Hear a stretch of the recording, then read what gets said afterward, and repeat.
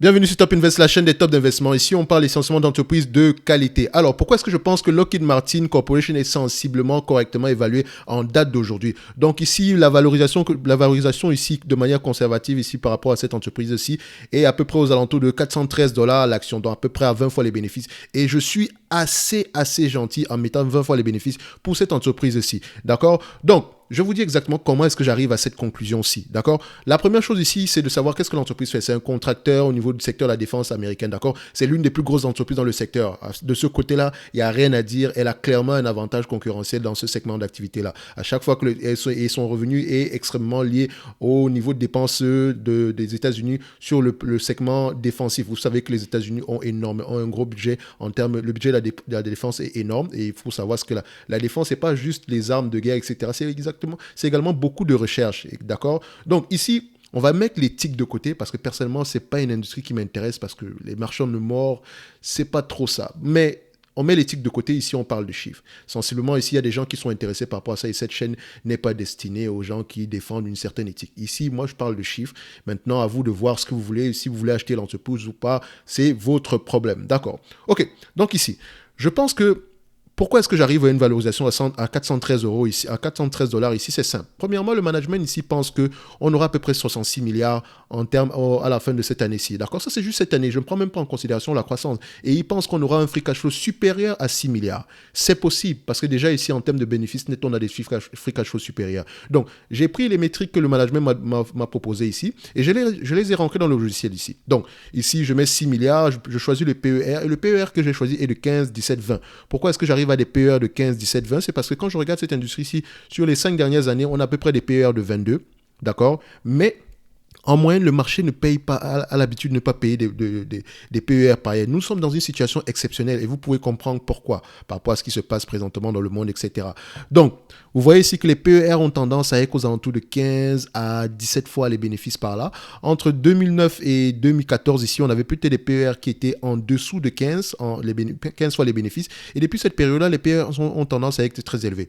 Donc, ici, c'est une belle compagnie. C'est une belle entreprise qui exerce dans un secteur d'activité qui a de l'avenir. Généralement, ces PER devraient être au maximum 20 fois les bénéfices par là, parce qu'il n'y a pas trop de croissance également ici. Donc, en parlant de la croissance ici, pour la croissance, j'ai pris 0, même si je pense qu'il y aura une certaine croissance dans les années à venir. Ça fait au moins 3%, sur les 10 dernières années, c'est au moins 3% de croissance. D'accord? Donc, je pense qu'il y aura de la croissance dans les années à venir. C'est la raison pour laquelle je prendrai 3% de croissance, mais sur mon analyse ici, je n'ai juste pas mis de croissance. J'ai pris croissance 0 et j'ai pris les free cash flow que le management m'a proposé comme pour la fin de cette année. Et ce management a tendance à être assez conservateur par rapport à leurs prévisions. Donc, ici, quand je rentre toutes ces informations-là dans mon logiciel ici, qu'est-ce que ça me donne? Si je prends ici 15, 17, 20 fois les bénéfices et un free cash flow de 6 milliards, à 15 fois les bénéfices, ça me donne 301 dollars l'action. À 17 fois les bénéfices, ça me donne 346 dollars l'action. Et à 20 fois les bénéfices, ça me donne 413 dollars l'action. Admettons ici, il faut également préciser ici que j'ai pris comme dette nette 9 milliards 762. Donc, elle a à peu près une dette ici, à peu près dans cette tendance-là. Si on prend ici, avec ce logiciel-ci, si on prend à peu près une dette aux alentours de 11 milliards 145, moins du cash aux alentours de 1 milliard 883, ça me donne à peu près quelque chose dans ce sens-là. Donc, on ne veut pas avoir précisément raison dans ce sens-là, que ce soit 10 milliards ou 9 milliards. Ce qui est sûr, c'est que la dette nette est inférieure à 10 milliards et c'est tout ce qui nous intéresse. Donc, ici, vous constatez que cette dette nette-là, par rapport au free cash flow, est presque, voilà, on peut payer la dette nette en une année et demie avec les free cash flow qu'on a ici aujourd'hui. Donc, en 2 ans, on a 12 milliards de free cash flow. Donc, ça veut dire qu'on peut clairement payer la dette nette ici au total. Donc, ce n'est pas un problème de dette. Donc, ici, la dette n'est pas un problème pour cette entreprise-ci. Donc, elle a les moyens. Donc, ici, en prenant ces éléments, si je tombe sur cette valorisation aux alentours de 413 euros l'action, 413 dollars l'action, et en admettant que je prends 20 fois les bénéfices parce que je pense que c'est une entreprise qui pourrait s'échanger à ce prix-là. C'est un secteur qui n'est pas voué voilà, c'est pas un secteur voué à disparaître. De temps en temps, on aura tendance à osciller entre 15 à 20 fois les bénéfices par là, mais ça dépend des périodes. Vous savez que ça dépend également de la situation politique, etc. aux États-Unis. Donc, il faut également prendre ça en considération. Donc, moi ici, la raison pour laquelle j'ai choisi ça, c'est juste pour me protéger. Donc, 413 dollars l'action, c'est la valorisation de l'entreprise en date d'aujourd'hui. Mais attention, nous sommes dans une période exceptionnelle. Donc, ça veut dire que l'entreprise aura tendance à faire énormément de profits dans les mois à venir. OK? Donc, le profit ne va pas diminuer. D'accord? Donc, je pense que, par exemple, pour l'année prochaine, juste pour l'année prochaine, hein, avec le forward PE. Si vous prenez par exemple la capitalisation boursière actuelle qui est de 11 milliards 850, enfin 111 milliards 858 millions, donc divisé ici par 15 fois les bénéfices, donc 15 fois les bénéfices, c'est le forward PE, donc de l'année prochaine, ça vous donne à peu près aux alentours de 7 milliards 450 millions pour les marges, pour les marges nettes, donc pour les bénéfices nets. D'accord? Vous constatez que nous, c'est plus que le 6 milliards qu'on a en date d'aujourd'hui, c'est près de 24% en supplément. Mais c'est pas durable à la fin de la journée. C'est la raison pour laquelle je dis, si on doit évaluer cette entreprise-ci et qu'on prend actuellement ce on pourrait avoir en termes de moyenne, on est correctement évalué ici aujourd'hui. Et tout ce qui pourrait se passer en supplément, c'est que du bonus. Admettons qu'on a 7 milliards 500 l'année prochaine, d'accord, en termes de bénéfices nets, ce qui est tout à fait possible. Donc, je vais le mettre ici à 20 fois les bénéfices, d'accord, donc 7 milliards 500, 500, ça donne ici à peu près 526 millions, 526 dollars l'action. D'accord? Donc 25% en supplément par rapport au prix actuel. Ça pourrait représenter une opportunité d'investissement, mais est-ce que c'est une opportunité d'investissement durable? C'est ça la question. C'est pas sûr que le marché a tendance, c'est une entreprise qui a tendance également à avoir des revenus pas très cycliques, mais ça bouge également dans ce sens-là. Parfois, on peut avoir 6 milliards, l'année prochaine, on a 7 milliards, et l'année qui suit, on a 4 milliards. Donc attention, il faut faire attention par rapport à cette situation-là. Donc, moi, ici, pour me protéger, je ne veux pas payer un prix trop élevé. Je sais qu'on peut arriver aux alentours de 500 dollars l'action. C'est possible. D'accord? Aujourd'hui, on cote à 420 dollars l'action. Moi également, je veux une marge de sécurité supplémentaire ici pour pouvoir gagner un tout petit peu plus d'argent dans le sens par rapport au différentiel entre la valeur et le prix.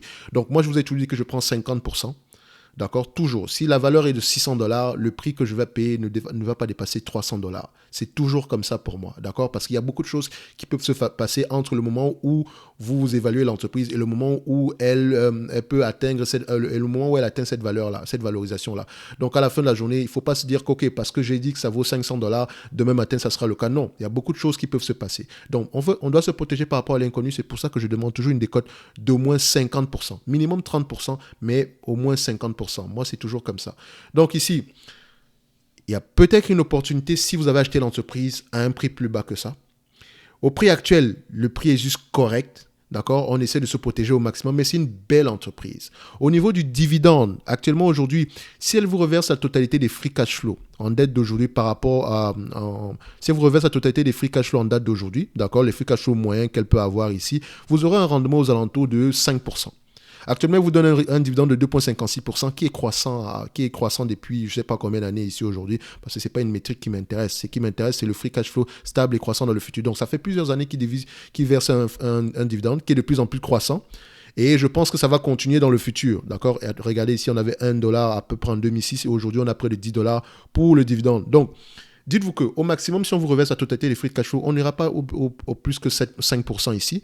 Également, il y aura de la croissance. Si on admet que le 7 milliards 500 devient le nouveau paradigme ici, on peut se dire qu'à la fin de la journée, ça peut représenter 6% potentiel. Donc, c'est pour ça que je dis, nous ne sommes pas surévalués, nous ne sommes pas sous-évalués non plus, c'est correctement évalué. D'accord? Si vous avez acheté l'entreprise à ces niveaux-ci, aux alentours des 300, 250 dollars l'action, gardez vos actions tranquillement. Vous avez un bon prix d'entrée. D'accord? Maintenant, il pourrait également avoir de la spéculation à court terme, donc elle pourrait s'échanger à des multiples plus élevés. Si, par exemple, on a une situation difficile en Ukraine et je ne le souhaite pas, ou bien dans le monde et je ne le souhaite pas du tout, d'accord? Donc, aujourd'hui, le prix est juste correct. D'accord? Il peut aller plus loin que ça parce qu'il y a le potentiel pour le faire. Mais pour quelqu'un qui veut payer un juste prix ici, je dirais que, voilà, on ne surpaye pas aujourd'hui, mais on ne s'attend pas à avoir un potentiel waouh dans le futur.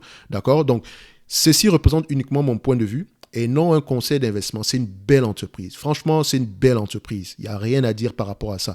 Mais... protégez-vous quand vous voulez investir dans une entreprise. Donc, il faut demander un prix, une décote supplémentaire par rapport au risque que vous prenez. Et également, si le marché a tendance à aller vers une récession, on pourrait également avoir tendance à un peu diminuer au niveau des volumes. Mais ça dépend de la situation. De toute façon, quand on parle de défense ici, s'il y a une situation d'instabilité de par le monde ici, on aura tendance à faire de l'argent dessus. Donc, à la fin de la journée, ça reste un secteur, comme ça l'indique, c'est un secteur assez défensif.